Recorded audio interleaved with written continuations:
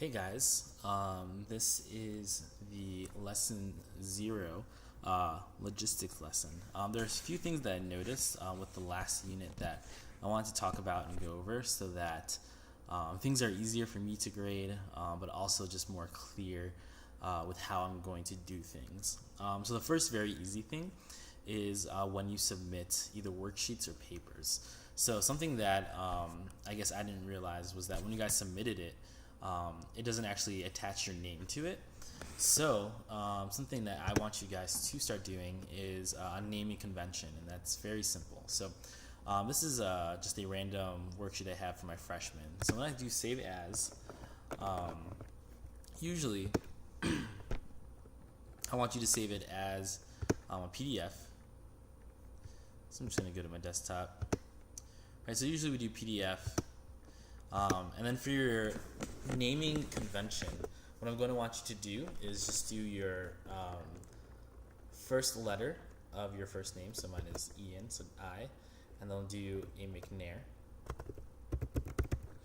and then a little dot, and then whatever the assignment was. It doesn't have to be super descriptive. It doesn't have to be exact. This assignment was a scientific method worksheet, so maybe I do like sci method or something like that, and that's good enough for me to know. So this information gives me very quickly as the grader who you are and what worksheet it is. So I would just then save that. So that's the first thing I want to talk about. So whenever you turn something in, please use that naming convention. Technically, as long as you have your name on the inside of your paper somewhere, that should be good enough, but it would help me out a lot if you did that. Next thing, something that I used to grade these papers is something called GradeScope, and the way that works is it requires every student to turn in the exact same looking worksheet. So some of you guys know that when OneNote, if you print a OneNote, and maybe sometimes you guys do, you have the little tagline up here. When you export that to a PDF, it kind of is a little bit weird. So I'm going to throw this on my desktop as well. This is actually going to export 2 pages, which is kind of odd. So let's let that export. It's not popping up anywhere. So we have this worksheet.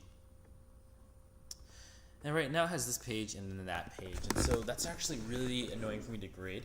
Sometimes other things that happen as well is just like your worksheet is like over here or something, and then when you export it, let's see what happens this time. I'm just going to overwrite this one.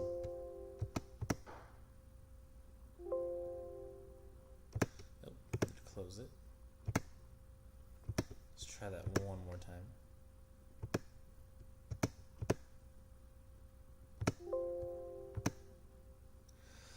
So let's see what this comes up with. It might actually just be the exact same as the other one, but we'll see. And then so something like this happens, and this is kind of terrible for me to grade. I would need to zoom in greatly. The program that I use, since it assumes that every page is the same, actually it just makes it really hard for me to grade this. So we're going to do this a different way. Every worksheet that I give you is going to be a Microsoft Word document. So we go back to here. Something that many of you already know is that when you write on a Microsoft Word document, let's keep your eye up right here. When I put my stylus really close, this pen's function opens up and I can click on it. Right, so for example, if I wanted to write my name, just click here and I can just start writing. Right. Works very much like OneNote. Can write different colors, highlight or whatever. One thing that kind of stinks is that it definitely it doesn't have as good pen rejection. So if you put your finger on it, it will write. There might be an option to disable that, but I'm not 100% sure. So from this point, so let's say I have this and we stop inking. Right, all those ink, digital ink things that I made we're going to save. Now, if I do this, save as, and do the exact same thing I did before, so we want to make it a PDF, desktop, naming convention, going to be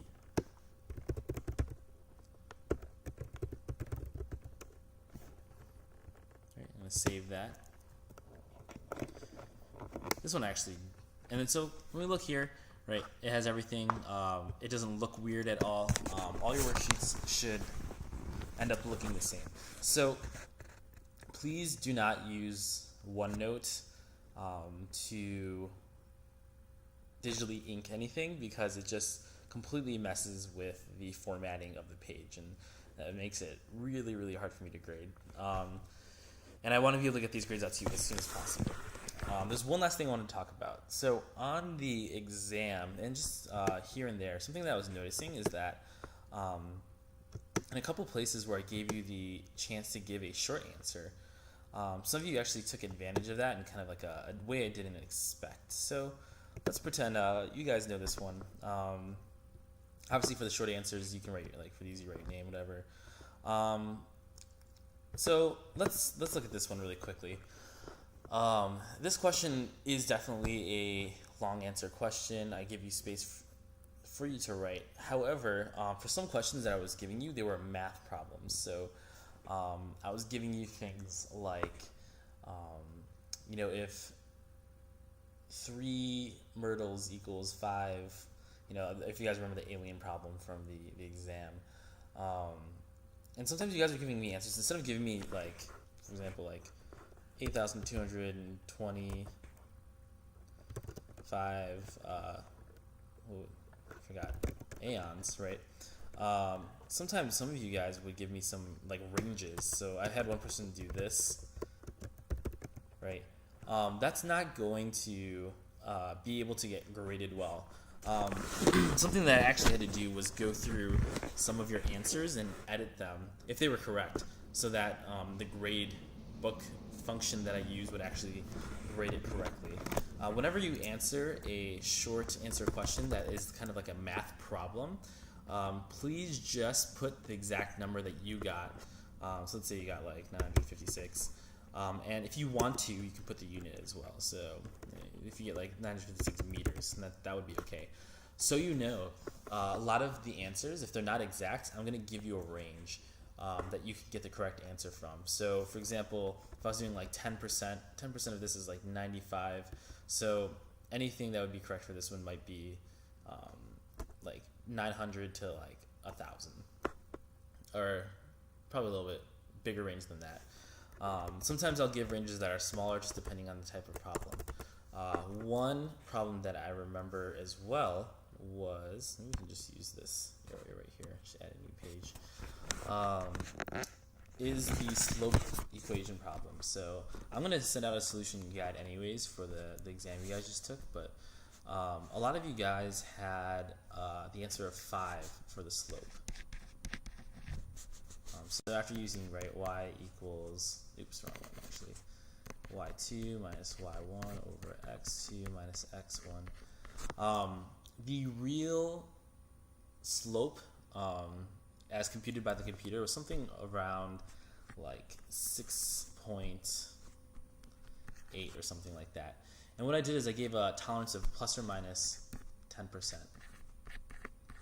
So this 5 that some of you guys got was just outside of that range of tolerance, and that's why you were getting it wrong. But the nice thing about what I'm trying to do is you don't have to get it exactly.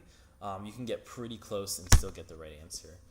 So if that was a little bit confusing, the main point that I want you to take away is that when you are answering a math problem that requires just a simple math answer, don't have like a sentence written out.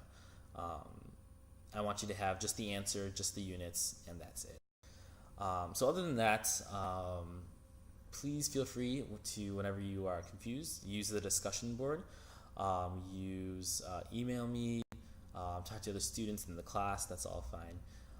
But that's all I have for you for this lesson. Thanks.